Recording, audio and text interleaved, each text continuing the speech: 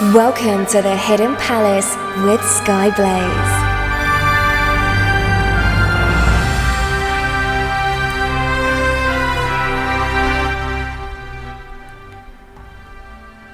Good afternoon, morning, evening or night, wherever you are in the world. I am Skyblaze and this is the Hidden Palace here on Radio SEGA. And yet again, I am hoping that my scotch-taped together system can actually make me be heard. So I'm hoping that's alright. Can people in the chat tell me if I'm actually coming through okay? Because voice meter tells me I am, but I don't know if it's actually being broadcast. I hope it is. So, hello, by the way.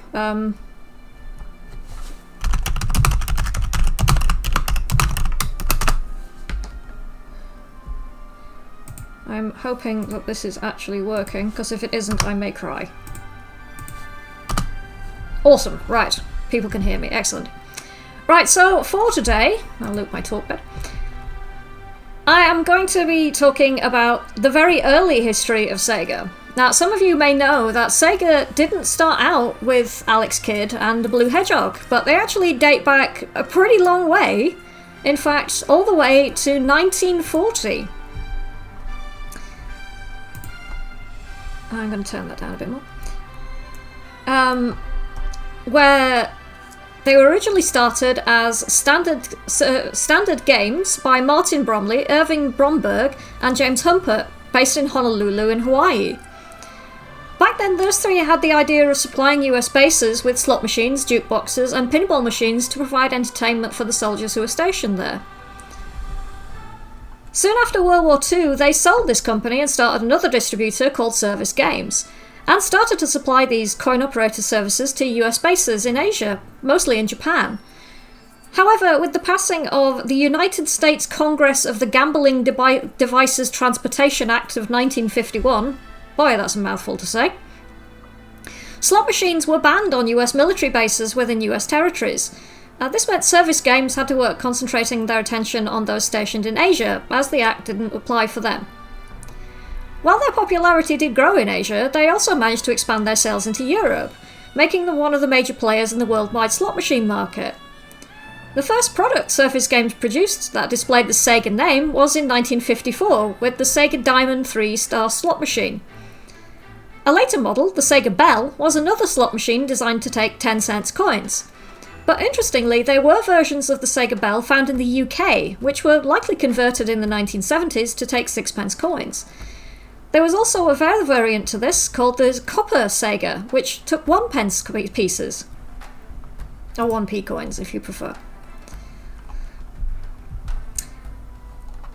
So, let's start out with some music. Obviously, since this is very early SEGA history, there's not a lot of relevant music I can really use, so I'm having to cheat a bit. Since we've got something called the SEGA Diamond, let's have something from Diamond Dust. So from Richard Jacks, we've got Diamond Dust Act 2. And Electric Boogaloo has just requested from the SEGA Game Library Sound Code 84. And after that, we've got Atropos Bells.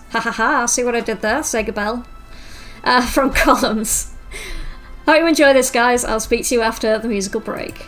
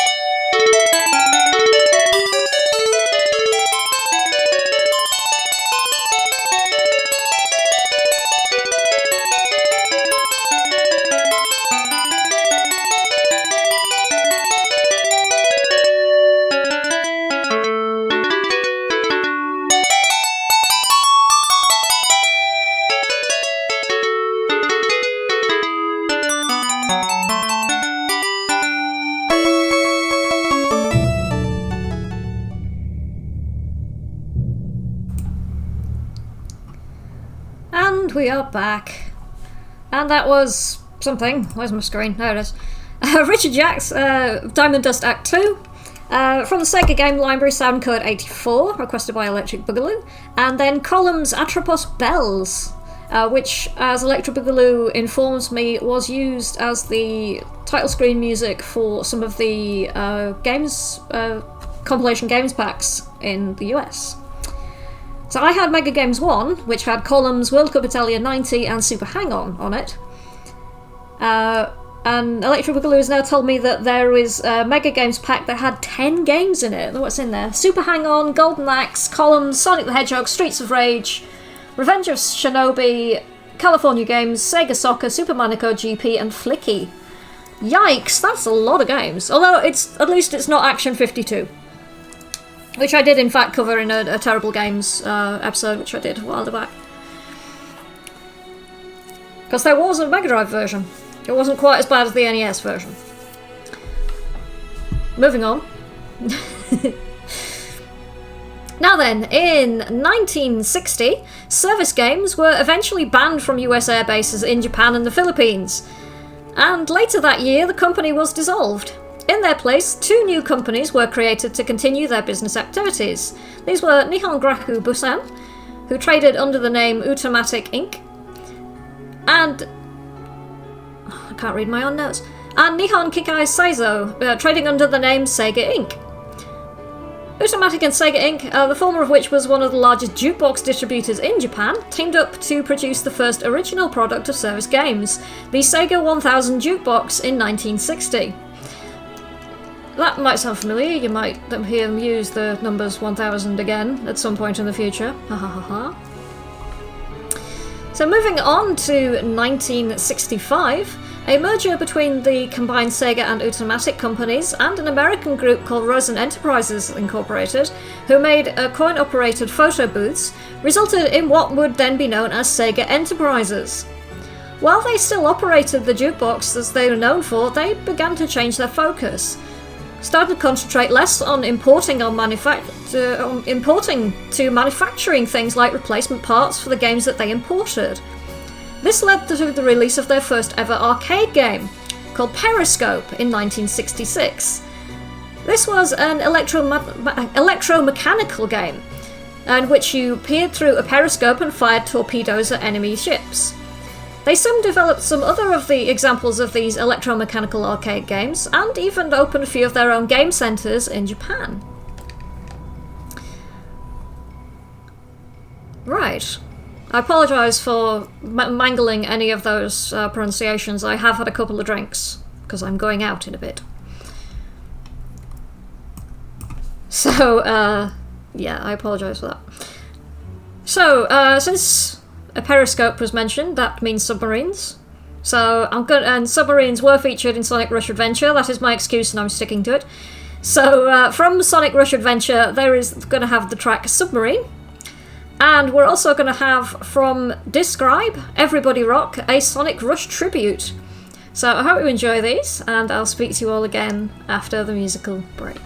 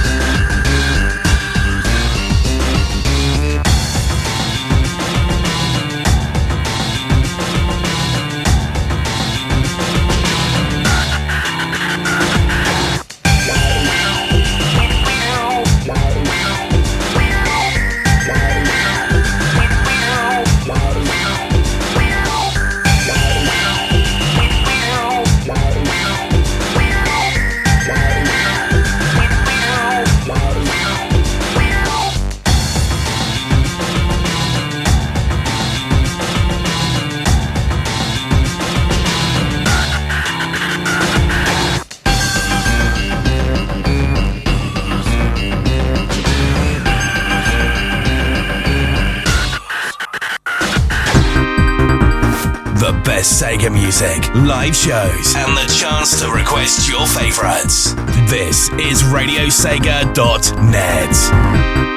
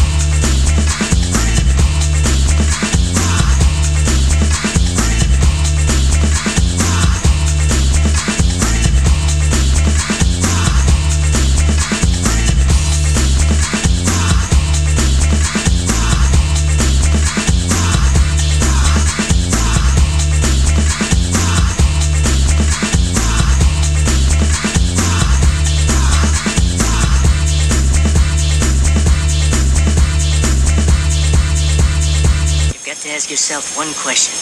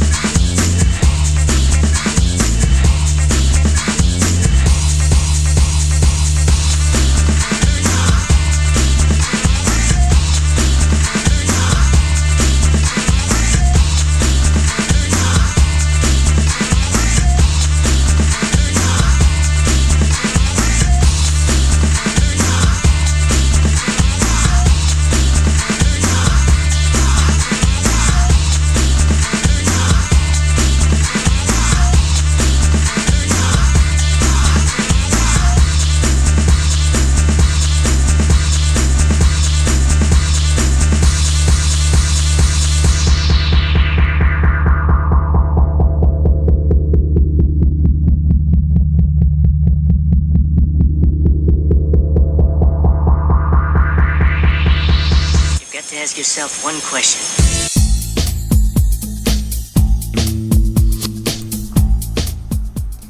And we are back. And that was Everybody Rock, a Sonic Rush tribute from Describe. And before that it was Sonic Rush Adventure Submarine. Electric Boogaloo is saying in the chat that the Periscope electromechanical arcade actually started out as a Namco thing. I didn't know that either, because the research I did indicated that it was a Sega thing entirely. So was it that Namco started developing it and then stopped and passed it to Sega? Huh, that might be worth looking into at some point. Now then, where was I? Ha ha ha. Yes, so over the course of the 1970s and into the start of the 1980s, Sega Enterprises was purchased by Gulf and Western, which allowed Sega the opportunity to expand into other larger market areas such as pinball tables. Sega's first manufactured table was called Winner, which was made in 1972. Now, Gulf and Western were a company who owned a large amount of other entertainment groups, including Paramount. This also meant that when Pong became a big hit, Sega's interest in video games began. They came onto the scene with arcade games called Turbo and Zaxxon, as well as a game called Head On, which is a precursor to Namco's Pac-Man. Sega were also distributing the game Frogger in the US, while working with Gremlin Industries and making these games. I was going to double check if Gremlin Industries is the same as Gremlin Games, who used to be based in Sheffield. I need to double check that. I forgot to do it when I was making my notes. It's been a bit of a busy week, let's put it that way.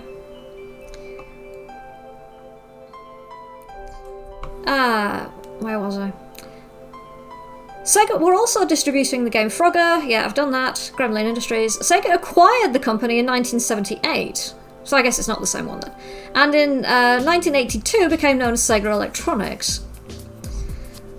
Financial issues in the early 80s led Gulf and Western selling the North American arm of Sega Electronics to Bally Midway in 1983. Excellent year, 1983, the year of my birth. With the Japanese arm being bought back by David Rosen, who made Rosen Enterprises that we mentioned earlier, along with a few other groups, making Sega Enterprises a Japanese-owned company once again. Electric Boogaloo's confirming that Gremlin Industries is in fact a different company. Yeah, I think I assumed it was, because of getting bought out and therefore changing its name, but I forgot to check because I'm an idiot. Yeah, Gulf and Western owned the vast majority of entertainment in the world at one point. It was ridiculous. They were such a massive company. I remember reading at some point that one of the guys who was the head of all of Gulf and Western had a heart attack, and I think he might have died while he was trying to juggle 3 different phone calls on a private jet. And this is in the days before cell phones, which is insanity. So yeah, let's have some more music. So I mentioned Zaxxon, so we're going to have that. We also mentioned Pinball, so we're going to have some music from Sonic Spinball. So from Zaxxon, we've got Mission Complete. Also from Zaxxon 3D, we've got, I think it's the ending theme. From Sonic Spinball, the version from Sonic Generations, we've got Toxic Caves, the June Centerwave version. So enjoy those, and I'll speak to you again after the musical break.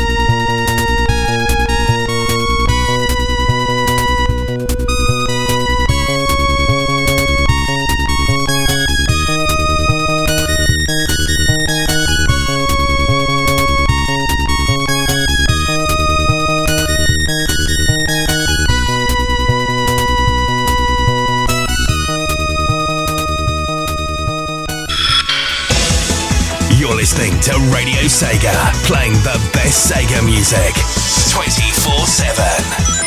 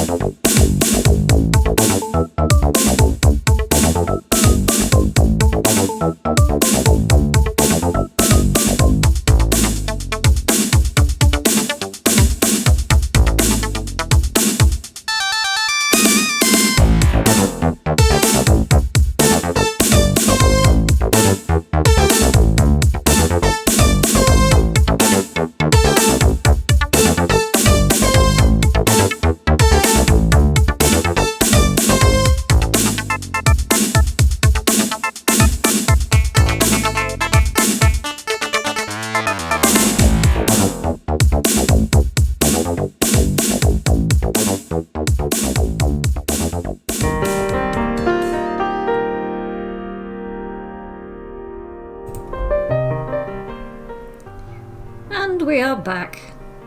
And that was Sonic Spinball Toxic Caves, the version from Sonic Generations.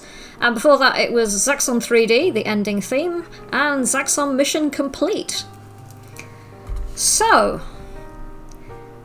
having had a taste of the video game market, Sega then were pretty keen to have a bit more. So they decided to try and arrange a deal to distribute the ColecoVision games console to Japan. However, the deal ultimately fell through, meaning Sega had to step up and make their own console. So in 1983, they brought out not just their first home console, the SG-1000, but also their first and only home computer, the SC-3000 as well. Around this time, Nintendo had brought out their own home console, the Famicom, so their initial launch was not quite as successful as they hoped. However, some faulty circuits with the Famicom and a steadier stream of games with the SG-1000, Sega managed to gain a fairly large number of sales in the long run, earning itself a respectable market share. So from here, as you can probably guess, this is where we run into the Sega Mark III era, which I've covered before. And the Sega Mark III, of course, being more commonly known as the Master System. And from there, we pretty much know the story, at least you should do if you've been listening to this show. Electrical is saying some games from the period around the time Gremlin and Sega were bringing Konami's Frogger over to the US. Some games from that period, such as TAC/Scan and Eliminator, were developed at Gremlin/Sega Electronics as well. That's pretty interesting. So, I have covered the Master System in pretty extensive detail before. I did an entire episode on it. But the development of it is pretty interesting. And how they got there is also pretty interesting. From making slot machines for military bases to a massive international company developing video games. And Electric Boogaloo's putting up a SEGA is Educational SG-1000 commercial from 1983. That's pretty cute.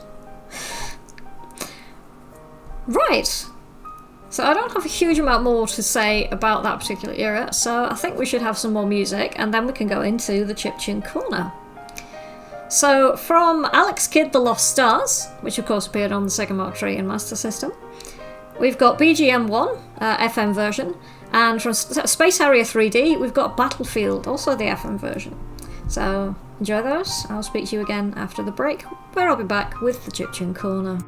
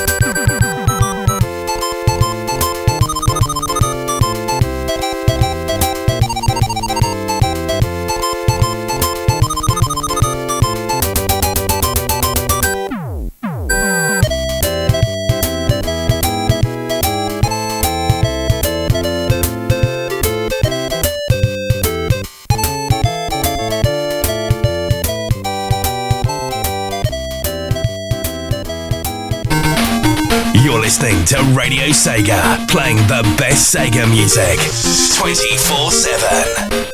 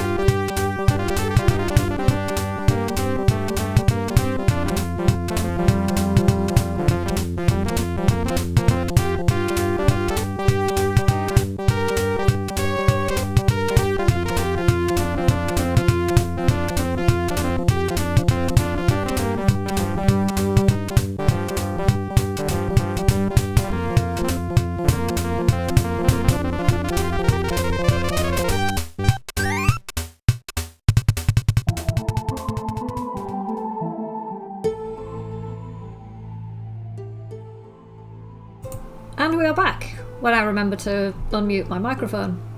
Because as we've already established, I'm an idiot.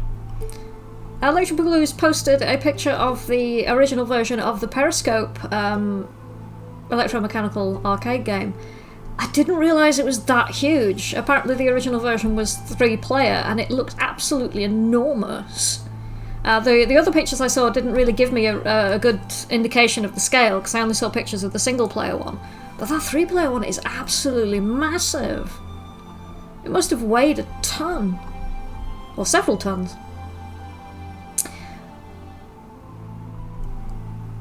Hello, Trigon. We have Trigon for some reason. Hello. Now then. So, Chiptune Corner. Now, back in the microcomputer days, where devices such as the Commodore 64, Amiga 2800 and Atari ST ruled the UK and much of Europe, there were a lot of games out there which were pretty blatant rip-offs of other, often more famous games. One of the most blatant and pretty infamous examples is the Great Giana Sisters. This was developed by German studio Time Warp and published by Rainbow Arts. The game was pretty obvious and shameless copy of the original Super Mario Bros. It actually played pretty well, but the fact that it was such a blatant copy meant that legal entanglements then ensued, with the end result being that the game was removed from shelves. There are persistent rumours that this was due to a lawsuit. That actually wasn't the case.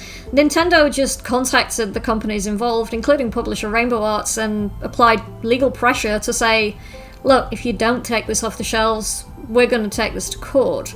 And Rainbow Arts and the developer eventually caved. The soundtrack in particular is very fondly remembered, being composed by veteran composer Chris Hulsbeck, who gets a lot of respect from the chiptune community as he's a very talented composer who also worked on the Turrican soundtracks, among a number of others. So, in honour of this, here is a rather excellent remix of the Great Giana Sisters from OC remix artist ESP Rado.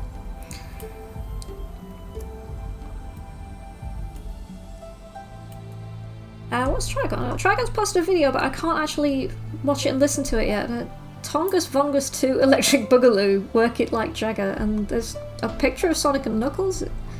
It's a mashup of some kind? Electric Boogaloo is saying that Viper had a mashup show yesterday to Trigon. So I missed the boat a little bit, Trigon, but we appreciate your efforts.